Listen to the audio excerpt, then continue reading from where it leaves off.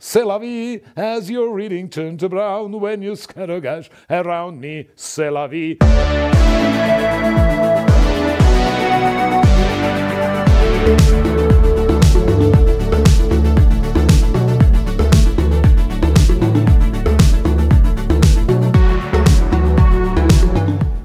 Hebra, apie ką mes kalbam?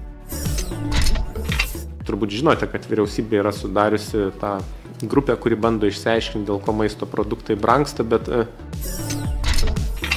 De facto projektas stovi, 105 milijonai plius minus išleisti ir juos išleido vienas konsorciumo partneris. Ko norėjo, kaip norėjo, kada norėjo. Tai maža to, sėdytas...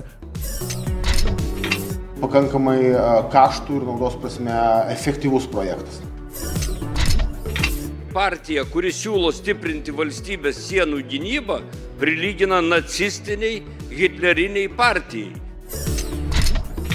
Mes parduosime žemės, nekilnojamą turtą valstybės valdomą, turto banką tai paversime akcinę bendrovę. Šnapsą ir papirosų taip, surenkam daugiau, taip, kadangi kas geria rūkė, tas tiek gers ir rūkys ir ne mes. Priemonės jau pasileidusios, bet tiesiog dar tų paraiškų nebuvo daug, dar priemonės tik išjuda. Tai čia viskas?